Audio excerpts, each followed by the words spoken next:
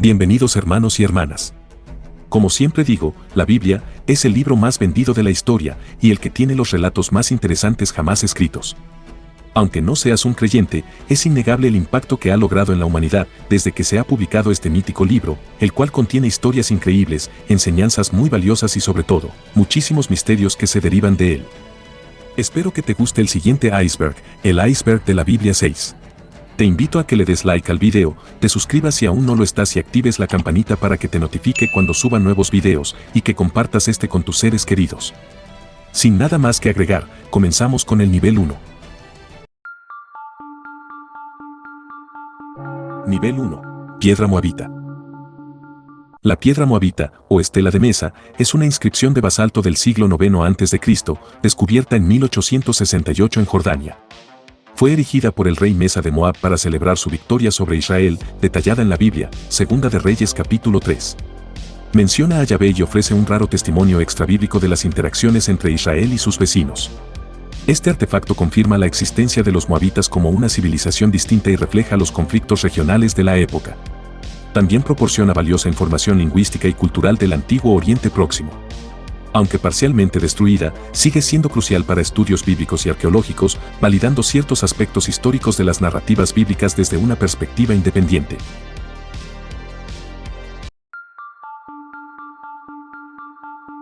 Estela de Tel Dan. La estela de Tel Dan es un artefacto arqueológico fragmentario del siglo IX a.C., hallado en el norte de Israel en 1993. Escrita en arameo, la inscripción conmemora las victorias de un rey arameo, posiblemente Asael, sobre los reinos de Israel y Judá. Su mayor importancia radica en la mención de la casa de David, el primer testimonio arqueológico que confirma la existencia histórica de la dinastía davídica. Este hallazgo refuerza la conexión entre los relatos bíblicos y la evidencia material, aunque también ha generado debates académicos sobre su interpretación. La estela proporciona un contexto valioso sobre las tensiones políticas y militares entre Israel y sus vecinos en el antiguo Oriente Próximo. Relieve del pedestal de Berlín. El relieve del pedestal de Berlín es un artefacto egipcio que contiene nombres de pueblos cananeos, incluyendo uno que podría interpretarse como Israel. Fechado alrededor del siglo XIV a.C., este objeto es significativo porque sería una de las referencias más antiguas a Israel fuera de la Biblia. Aunque el término es debatido, este hallazgo podría sugerir que grupos asociados con Israel ya existían en Canaán antes del periodo tradicionalmente asociado con el Éxodo. Su interpretación es controversial, pero ilustra cómo la arqueología desafía y complementa las narrativas bíblicas tradicionales. Hammurabi en el Génesis. Algunos estudiosos encuentran paralelismos entre el Código de Hammurabi, un conjunto de leyes babilónicas del siglo XVIII a.C., y las leyes bíblicas en Génesis y Éxodo. Ambos incluyen principios éticos, justicia social y castigos proporcionales. Aunque no hay evidencia directa de que las leyes de Hammurabi influyeran en la tradición israelita, estas similitudes reflejan un contexto cultural compartido en el antiguo Cercano Oriente. Este vínculo muestra cómo las tradiciones legales y éticas fueron moldeadas por interacciones regionales, influencias culturales y el intercambio de ideas. Lucas capítulo 2, versículo 1 al 3 es contradictorio. El pasaje de Lucas capítulo 2, versículo 1 al 3 presenta una aparente contradicción histórica. Describe un censo ordenado por el emperador Augusto durante el gobierno de Quirino en Siria, lo que habría llevado a José y María a Belén. Sin embargo, los registros históricos muestran que el censo de Quirino ocurrió en el año 6 después de Cristo, mucho después de la muerte de Herodes el Grande, 4 a.C., bajo cuyo reinado nació Jesús según otros relatos. Esta discrepancia plantea preguntas sobre la precisión histórica de los evangelios y su objetivo principal, que podría haber sido más teológico que cronológico. Nivel 2. Deuteronomio capítulo 32, versículos 8 al 9. Deuteronomio capítulo 32, versículos 8 al 9 describe cómo Dios dividió las naciones según el número de los hijos de Dios o hijos de Israel, dependiendo de la traducción. Este pasaje sugiere un consejo divino de deidades subordinadas gobernando sobre diferentes naciones, con Israel reservado para Yahvé. Este texto refleja una cosmovisión politeísta inicial del antiguo Israel, más tarde reinterpretada en contextos monoteístas. Manuscritos como los del Mar Muerto apoyan la traducción hijos de Dios, subrayando cómo las concepciones de Yahvé evolucionaron desde una deidad nacional hasta el único Dios universal del monoteísmo judío. Tarsis. Tarsis es un lugar mencionado en la Biblia, conocido como un destino de comercio marítimo para Israel. Aunque su ubicación exacta sigue siendo incierta, se han propuesto opciones como España, Tarsis, Cerdeña y Tarsus en Asia Menor. Tarsis es famosa por ser el lugar al que Jonás intentó huir en el relato bíblico. También se asocia con materiales valiosos como plata y estaño, lo que sugiere su importancia económica. Este misterio geográfico refleja la red comercial del mundo antiguo y las conexiones marítimas que vinculaban a Israel con otras civilizaciones. La tribu de Dan fueron los pueblos del mar. Algunas teorías sugieren que la tribu de Dan, mencionada en la Biblia como una de las tribus de Israel, podría estar relacionada con los pueblos del mar, específicamente los Denien. Los pueblos del mar eran grupos migratorios que atacaron el Levante durante el siglo XII a.C., según registros egipcios. Esta hipótesis se basa en similitudes lingüísticas y en el hecho de que la tribu de Dan se asentó en la costa, una región asociada con los pueblos del mar. Si esto fuera cierto, la tribu de Dan podría haber sido un grupo extranjero que se integró a Israel, enriqueciendo la diversidad cultural y étnica de la región. Los israelitas fueron cananeos. La teoría sugiere que los israelitas no eran un grupo extranjero que conquistó Canaán, sino una rama de los cananeos locales que desarrollaron una identidad separada. Evidencias arqueológicas indican similitudes culturales, como arquitectura, cerámica y lengua, entre los cananeos e israelitas. Esta identidad distinta pudo haber surgido por diferencias religiosas, como la adoración exclusiva a Yahvé, en contraste con el politeísmo cananeo. Este enfoque revisa la narrativa tradicional bíblica del éxodo y la conquista, argumentando que la transición fue más un proceso gradual de evolución cultural que un evento histórico singular. Éxodo levita. La hipótesis del éxodo levita propone que no todos los israelitas participaron en un éxodo masivo de Egipto, sino que fue una experiencia limitada a los levitas. Este grupo, influenciado por la cultura egipcia, habría llevado consigo las historias del éxodo y las tradiciones religiosas, incluidas las leyes mosaicas, integrándolas luego en la narrativa nacional de Israel. Esta teoría sugiere que el relato bíblico es una combinación de memorias históricas y construcciones teológicas posteriores y ayuda a explicar la prominencia de los levitas como líderes religiosos en Israel. Nivel 3. El nombre del suegro de Moisés. El suegro de Moisés es identificado con diferentes nombres en la Biblia: Jetro, Reuel y Jobab. Jetro aparece como sacerdote de Madián en Éxodo, mientras que Reuel es mencionado en Números. Jobab, en algunos pasajes, es descrito como su cuñado. Estas variaciones han llevado a especulaciones sobre tradiciones narrativas divergentes combinadas en el texto bíblico. Algunos estudiosos sugieren que los nombres reflejan diferentes títulos o roles culturales dentro de la comunidad madianita. Este caso destaca la complejidad de las fuentes bíblicas y cómo diferentes tradiciones se entrelazaron en la redacción final del texto. David era un vasallo filisteo y Salomón era un vasallo de Tiro. Algunos estudiosos sugieren que David y Salomón, figuras centrales en la historia bíblica, podrían haber sido vasallos de potencias extranjeras. David, por ejemplo, habría servido como líder subordinado a los filisteos antes de consolidar su reino, mientras que Salomón dependía de Hiram, rey de Tiro, para construir el templo. Estas interpretaciones, basadas en evidencias arqueológicas y lecturas críticas, revisan la visión tradicional de su reinado, sugiriendo que Israel era más pequeño y menos independiente de lo que describen los relatos bíblicos. Sem es Melquisedec.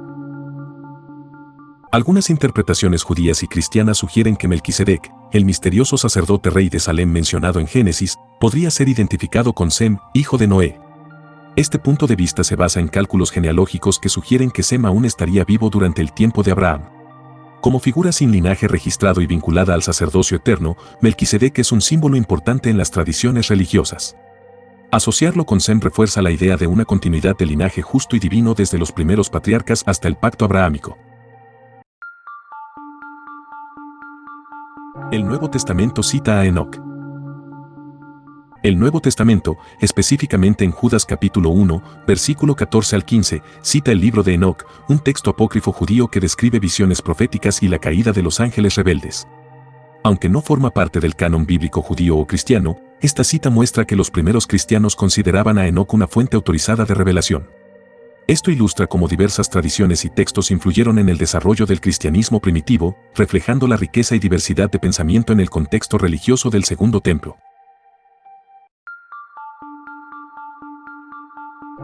Origen del culto a Yahvé, hipótesis kenita. La hipótesis kenita propone que el culto a Yahvé no se originó en Israel, sino que fue adoptado de los kenitas, una tribu midianita. Según esta teoría, Moisés, quien tenía conexiones familiares con los midianitas a través de su suegro Jetro, habría sido influenciado por su religión y la habría introducido a los israelitas. Esta hipótesis busca explicar cómo Yahvé pudo haber sido inicialmente un dios local del desierto antes de convertirse en la deidad nacional de Israel. Es significativa porque ofrece una perspectiva histórica sobre el desarrollo del monoteísmo y las influencias externas en las tradiciones religiosas israelitas. Nivel 4. Origen del culto a Yahvé, Edom y el Sinaí. El culto a Yahvé tiene sus raíces en las antiguas culturas semíticas del Levante. Inicialmente, Yahvé fue una deidad menor asociada con tribus nómadas de la región de Edom y el Sinaí. Su figura se consolidó en el contexto del antiguo Israel, donde fue adoptado como dios nacional tras el surgimiento de los israelitas. Los textos bíblicos sugieren que Yahvé absorbió características de otras deidades cananeas, como El y Baal, en un proceso de sincretismo religioso. Con el tiempo, se transformó en el único dios del monoteísmo hebreo, en parte debido a reformas religiosas como las promovidas por los reyes Ezequías y Josías, que centralizaron el culto en Jerusalén y prohibieron la adoración de otros dioses. ¿Dios escucha nuestras oraciones? La idea de que Dios escucha nuestras oraciones depende de la fe y la perspectiva personal. En el cristianismo y el islam, se cree que Dios escucha siempre, respondiendo según su voluntad y propósito. En el budismo, aunque no hay un Dios personal, las oraciones o meditaciones conectan con el universo y desarrollan cualidades internas. Para muchos, la oración trasciende la religión, siendo una herramienta para reflexionar, buscar paz y claridad emocional. La respuesta puede ser inmediata, diferida o manifestarse de formas inesperadas. Más allá de las creencias, orar ofrece consuelo y esperanza, ayudando a enfrentar desafíos y encontrar propósito en la vida, incluso sin una respuesta tangible o directa. Su significado es profundamente personal. Sansón y Hércules. Sansón y Hércules son figuras distintas de la mitología y la religión, aunque ambos comparten características similares. Sansón es un personaje bíblico del Antiguo Testamento, conocido por su fuerza sobrehumana, otorgada por Dios a través de su cabello nunca cortado. Su historia está en el libro de los Jueces, donde combate a los filisteos hasta ser traicionado por Dalila. Hércules, por otro lado, es un héroe de la mitología griega, hijo de Zeus y una mortal, famoso por su fuerza y los 12 trabajos que realizó como penitencia. Ambos representan arquetipos de héroes fuertes y valientes, pero pertenecen a tradiciones culturales y religiosas completamente diferentes, Sansón al judaísmo y cristianismo, y Hércules al mundo grecorromano. Matusalén se ahogó en el diluvio. Matusalén, conocido por su longevidad, 969 años según la Biblia, muere en el año del diluvio según las genealogías de Génesis. Aunque el texto no menciona explícitamente si murió en el diluvio, esta coincidencia temporal ha llevado a especulaciones. Algunas interpretaciones sugieren que su muerte pudo haber sido una señal del inminente juicio divino, mientras que otras lo consideran una figura de transición entre las generaciones previas y la nueva humanidad de Noé. Este detalle resalta cómo las genealogías bíblicas están diseñadas para conectar narrativas clave. Yeshua ben Yosef. Yeshua ben Yosef, conocido como el Jesús histórico, fue un predicador judío del siglo I en Galilea, cuya vida y enseñanzas dieron origen al cristianismo. Nació en un contexto de ocupación romana, pobreza y tensiones religiosas. Según fuentes históricas y evangélicas, proclamó un mensaje de amor, justicia y arrepentimiento, criticando las autoridades religiosas y promoviendo la llegada del reino de Dios. Fue seguido por un grupo de discípulos, muchos de ellos pescadores y marginados. Su impacto generó tensiones con líderes judíos y romanos, lo que llevó a su crucifixión bajo Poncio Pilato. Mientras algunos estudiosos ven a Jesús como un profeta apocalíptico, otros lo destacan como un reformador social o un maestro ético carismático. Nivel 5. Semejanzas entre Daniel y Apocalipsis. Los libros de Daniel y Apocalipsis comparten similitudes significativas, especialmente en su enfoque apocalíptico y simbólico. Ambos presentan visiones proféticas sobre el futuro, con imágenes como bestias, cuernos y números simbólicos, como el 7 y el 10.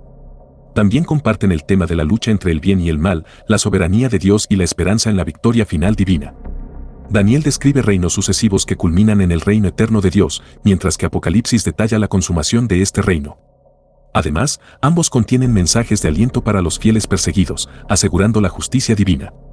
Su lenguaje simbólico, lleno de metáforas y profecías, busca revelar verdades espirituales y eternas en tiempos de crisis. Arcas de la Alianza egipcias. En el antiguo Egipto, se utilizaban arcas portátiles en ceremonias religiosas, similares en diseño al Arca de la Alianza descrita en la Biblia. Estas arcas servían como recipientes sagrados para objetos religiosos y estaban asociadas con la presencia divina. La similitud entre estas prácticas egipcias y la tradición israelita sugiere posibles influencias culturales, especialmente si el Éxodo refleja un periodo de contacto significativo con Egipto. Esto ha llevado a teorías de que el diseño y simbolismo del arca israelita podrían haber sido adaptados de estas tradiciones egipcias, mostrando cómo las religiones antiguas compartían y adaptaban conceptos sagrados.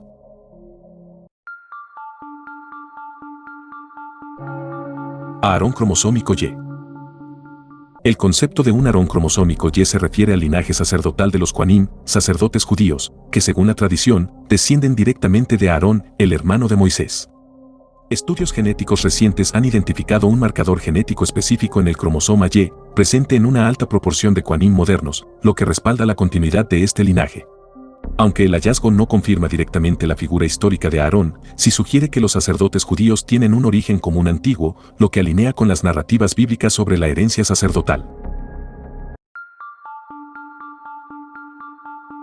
El Arca de la Alianza es un artefacto tecnológico. Algunas teorías especulativas sugieren que el Arca de la Alianza era más que un objeto religioso, considerándola un artefacto tecnológico avanzado. Se argumenta que su diseño descrito en la Biblia, con recubrimientos de oro y especificaciones precisas, podría haber generado electricidad estática o actuado como un transmisor. Estas ideas, aunque no respaldadas por pruebas arqueológicas, intentan reinterpretar las tradiciones bíblicas en términos científicos o tecnológicos modernos. Este enfoque resalta cómo las narrativas antiguas inspiran teorías contemporáneas sobre el posible conocimiento avanzado de las civilizaciones antiguas.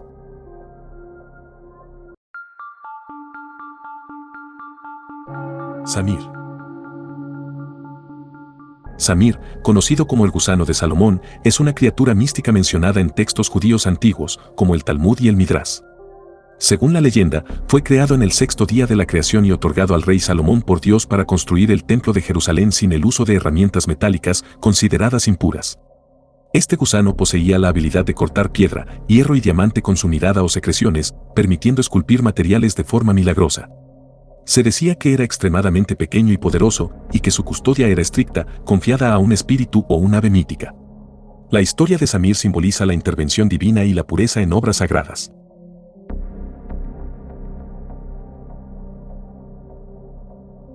Y bueno, eso fue todo por ahora. Como siempre, si te gusta mi contenido y quieres apoyarme a crecer, dale like al video, suscríbete activando la campanita, compártelo con los que más quieres y deja tu opinión aquí abajo en la caja de comentarios. Sígueme en mis redes sociales para un trato más cercano. Buenos días, buenas tardes o buenas noches. Adiós.